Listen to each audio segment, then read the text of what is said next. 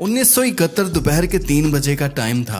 American airlines के जहाज को टेक ऑफ किए भी कुछ ही वक्त हुआ था। जहाज में कुल 35 पैसेंजर मौजूद होते हैं, जिनमें से एक पैसेंजर जहाज की आखिरी सीट पर जाकर बैठ जाता है, जिसके पास एक बैग होता है। ये पैसेंजर होस्टेस को अपने पास बुलाता है और एक छोटा सा लेटर लिखकर उसके हाथ में थमा देता है। इस लेटर पर ज्यादा तो कुछ नहीं होता, मगर जो 2 लाइनें लिखी हुई होती हैं उसकी वजह से पूरे अमेरिका में दहशत और डर फैल जाता है। आखिर वो पैसेंजर कौन था और FBI आज तक उसको जिंदा या मुर्दा क्यों ढूंढ रही है? बल्कि ढूंढना तो दूर की बात, इस पैसेंजर के बारे में अभी तक कुछ भी इंफॉर्मेशन इकट्ठी नहीं हो सकी। और उस लेटर पर ऐसा क्या लिखा हुआ था जिसकी वजह से एयरलाइन इस पैसेंजर की सभी शर्तें मानने के लिए तैयार हो गए थे? और कैसे ये आदमी बिना कुछ किए अमेरिका की आंखों में धूल डालकर $20 लाख लेकर उड़ते जहाज से छलांग लगाकर फरार हो गया? आंसू टीवी की एक और वीडियो में आप सबका खुशामदीद। अगर आप आंसू टीवी की वीडियो पहली दफा देख रहे हैं तो चैनल को भी सब्सक्राइब कर लें। ये कहानी है एक ऐसे इंसान की जो 24 नवंबर 1971 में पोर्टलैंड के एयरपोर्ट पर जाहिर होता है। इसका नाम डैन कॉपर होता है। ये शख्स अपने हुलिये की वजह से एक बिजनेसमैन लग रहा होता है। ये पोर्टलैंड से सिएटल का टिकट बुक करवाता है और बिना वेट किए सीधा जहाज की तरफ बढ़ने लगता है। उस वक्त अमेरिका में डोमेस्टिक फ्लाइट पर किसी किस्म की कोई सख्ती नहीं हुआ करती थी। ना ही उस वक्त CCTV कैमरा मौजूद थे और ना ही पैसेंजर के सामान को चेक किया जाता था और ना ही पैसेंजर की आइडेंटिटी वेरीफाई की जाती थी। इस चीज का फायदा उठाई ये पैसेंजर भी जहाज की आखिरी सीट पर जाकर बैठ जाता है। ये जहाज north west Orient airline Boeing 727 था, जिसको सिर्फ 45 मिनटों में पोर्टलैंड से सिएटल तक पहुंचना था और अपना सफर मुकम्मल करना था। जहाज के आखिर पर बैठा ये आदमी अपने लिए शराब ऑर्डर करता है और साथ ही सिगरेट भी जला लेता है। यहाँ तक सब कुछ नॉर्मल ही चल रहा था, क्योंकि उस वक्त फ्लाइट में स्मोकिंग करना एक आम सी बात थी। ठीक 2:58 पर यह जहाज अपनी उड़ान भरता है और उड़ान भरने के फौरन बाद ही डैन कॉपर पीछे मुड़ता है और अपने पास बैठी हुई एयर होस्टेस को हंसते हुए एक एनवेलप थमा देता है। एयर होस्टेस, जिसका नाम फ्लोरेंस शॉफनर था, जब उसने ये चिट्ठी पढ़ी तो मानो उसके नीचे से जमीन खिसक गई हो। इस लेटर पर लिखा हुआ था, miss I have a bomb here and I would like you to seat by me. इसका मतलब ये कि मेरे पास एक बम है और मैं चाहता हूँ कि आप मेरी बगल वाली सीट पर आकर बैठ जाएं। फ्लोरेंस शेफनर जब डैन कॉपर के साथ वाली सीट पर आकर बैठ जाती है तो डैन अपना ब्रीफ केस खोलता है, जिसमें डायनामाइट की 8 स्टिक्स मौजूद होती हैं और एक डिटोनेटर भी मौजूद होता है। मतलब ये जहाज अब पूरी तरह से हाईजैक हो चुका था और जहाज में बैठे हुए बाकी पैसेंजर की जान बख्शने के लिए डैन कॉपर अपनी 3 डिमांड्स पूरी करने का बोलता है। पहली डिमांड तो ये थी कि उसको 5 बजे से पहले $20 लाख कैश चाहिए। दूसरी डिमांड ये थी कि उसको 2 पैराशूट चाहिए और तीसरी शर्त ये थी कि उसको सिएटल एयरपोर्ट पर एक रीफ्यूलिंग ट्रक रेडी चाहिए था। ये सभी डिमांड बोलने के बाद डैन कॉपर ने फ्लोरेंस शेफनर को बहुत सख्ती से ये भी बोला कि अगर कोई भी गलती हुई या किसी किस्म की कोई होशियारी हुई तो ये बम मैं यहीं ब्लास्ट कर दूंगा और मेरे साथ साथ तुम में से कोई भी नहीं बच पाएगा। इस जहाज में उस वक्त टोटल 35 पैसेंजर मौजूद होते हैं, जिनको जहाज के आखिर में होने वाली इस डील का कुछ भी आइडिया नहीं होता। फ्लोरेंस शेफनर डैन कॉपर की ये सभी डिमांड लेकर कॉकपिट में जाती है और जहाज के कैप्टन को सभी बातें बताती है। एक दूसरी एयर होस्टेस, जिसका नाम टीना मैकलॉ था, वो अब एक इंटरकॉम लेकर डैन कॉपर की बगल वाली सीट पर आकर बैठ जाती है, जो पायलट और डैन कॉपर के दरमियान मैसेज पहुंचाने का काम करती है।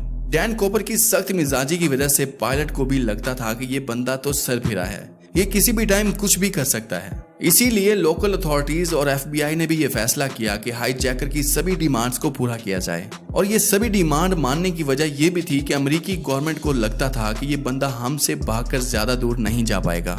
वो फ्लाइट जिसको सिर्फ 45 मिनटों में सफर मुकम्मल करना था, वो फ्लाइट अगले 1.5 घंटों तक सिएटल के एयरपोर्ट पर घूमती रही। जब जहाज में बैठे हुए पैसेंजर को रियलाइज हुआ कि जहाज राउंड एक ही जगह घूम रहा है, तो इन्हें बताया गया कि जहाज में एक टेक्निकल मसला चल रहा है, जिस वजह से जहाज का लैंड गियर काम नहीं कर रहा। इस वजह से प्लेन की लैंडिंग में थोड़ा टाइम लग रहा है। इसी दौरान सिएटल नेशनल बैंक से $20 के 10,000 नोट इकट्ठे किए गए, जिनके सीरियल नंबर नोट कर लिए गए थे।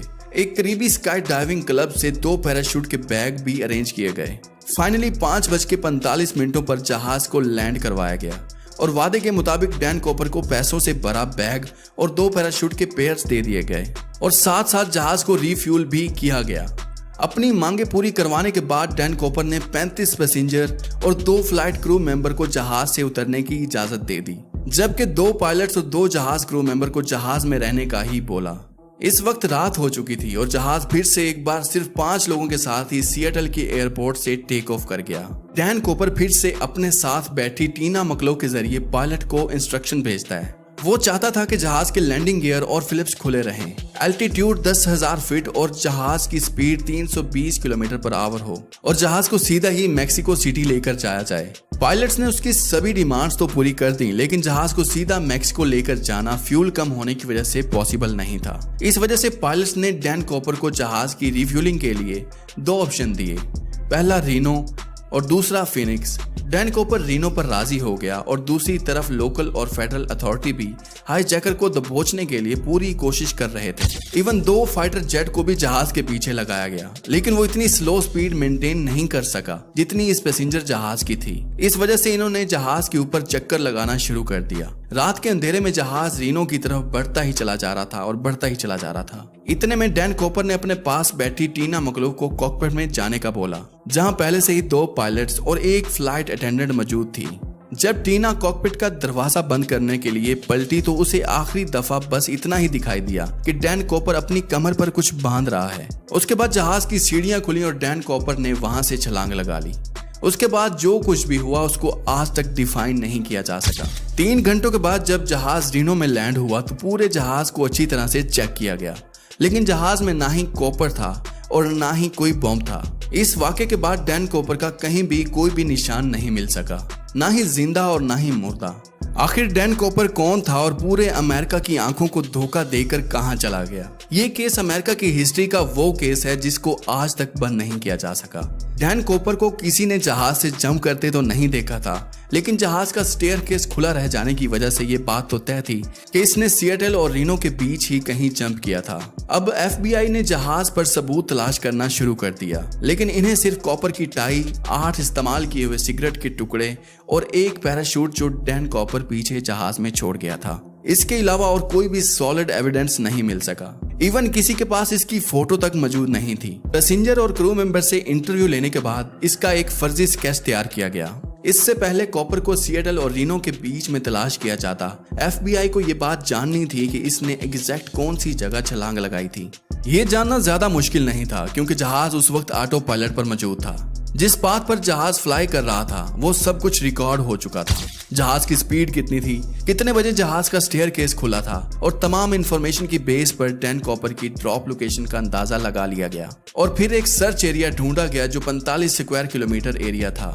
इन तमाम इंफॉर्मेशन की बेस पर डैन कॉपर की ड्रॉप लोकेशन का अंदाजा लगा लिया गया जो घने जंगलात और पथरीले पहाड़ों से भरा हुआ था। एरियल टीम और लैंड सर्च टीम ने इस पूरे एरिया की खोज की और उसका चप्पा चप्पा छान लिया, लेकिन डैन कॉपर का कहीं भी कोई भी नामो निशान नहीं मिल सका और ना ही कोई ब्रीफ केस मिला और ना ही पैसों से भरा हुआ कोई बैग मिला।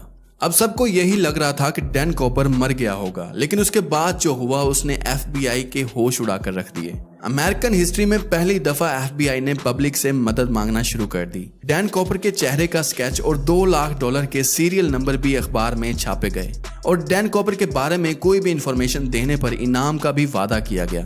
FBI का ख्याल था कि डैन कॉपर अगर जिंदा होगा तो वो खुद की जरूरियात पूरी करने के लिए इन पैसों को कहीं ना कहीं जरूर खर्च करेगा, लेकिन हैरत अंगेज तौर पर इन नोटों पर दिए गए सीरियल नंबर में से कोई एक नोट भी खर्च ना हो सका। सभी के लिए ये बात पुरानी हो गई थी, लेकिन FBI अभी भी उसी शिद्दत से इस केस की खोज कर रही थी। 9 सालों बाद यानी 1980 में एक ऐसा वाकया हुआ जिसमें इस केस में फिर से एक बार जान आ गई।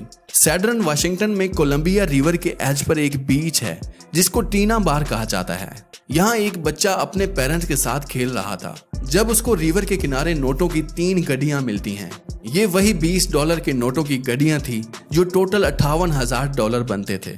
बच्चे के पेरेंट्स ये पैसे लेकर FBI के पास गए और खुशकिस्मती से इन नोटों के सीरियल नंबर भी उनके साथ मैच हो गए जो डेनमार्क अपने साथ लेकर गया था। डैन कॉपर प्लेन हाईजैक की 9 सालों बाद ये पहली कामयाब प्रोग्रेस थी, लेकिन बजाय केस को सुलझाने के इस वाकये ने इस केस को मजीद उलझा कर रख दिया क्योंकि ये पैसे ड्रॉप लोकेशन से करीब 27 किलोमीटर दूर थे। पहले FBI ने यह समझा होगा कि ड्रॉप जोन में मौजूद लुइस रिवर में पैसा डीन कॉपर से ही गिरा होगा और वहां से बहता हुआ कोलंबिया रिवर तक आया होगा। लेकिन बाद में पता चला कि कोलंबिया रिवर तो ऑपोजिट डायरेक्शन में बहती है, यानी ये पैसा किसी भी सूरत में लुइस रिवर से बहकर टीना बार बीच तक नहीं पहुंच सकता। इन्हीं 9 सालों में टीना बार पर बहुत सारी कंस्ट्रक्शन भी की गई। प्लेन हाईजैकिंग के 3 सालों बाद टीना बार बीच पर बहुत सारी एक्स्ट्रा रेत भी डाली गई, जिससे पता चलता है कि प्लेन के हाईजैक के 3 साल बाद इन पैसों में से चंद पैसे यहां आकर किसी ने गाड़े होंगे ताकि इस केस को मजीद उलझाया जा सके। FBI ने डैन कॉपर जैसे दिखने वाले बहुत से लोगों की छानबीन की थी, लेकिन कोई खास एविडेंस नहीं मिल सका। कई लोगों की थ्योरीज ये भी थी कि कॉपर एक ट्रेंड मिलिट्री ऑफिसर था, क्योंकि कॉपर जो पैराशूट अपने साथ लेकर गया था वो एक मिलिट्री ऑपरेट पैराशूट था और उसको ऑपरेट करना उस पैराशूट से ज्यादा मुश्किल था जो वो प्लेन में ही छोड़ गया था। एविडेंस के तौर पर FBI के पास इसकी स्केच के अलावा सिर्फ ये एक टिकट मौजूद है जिसमें उसने खुद अपना नाम लिखा था। इस केस ने पिछले 50 सालों से FBI को तरह तरह के सवालों में उलझा कर रखा हुआ है, लेकिन कोई भी अब तक ये नहीं जानता कि डैन कॉपर सच में जिंदा है या फिर नहीं। उम्मीद करता हूँ आज टीवी की ये वीडियो भी आप भरपूर लाइक और शेयर करेंगे। आज के लिए इतना ही, मिलते हैं बहुत जल्द। अल्लाह हाफिज।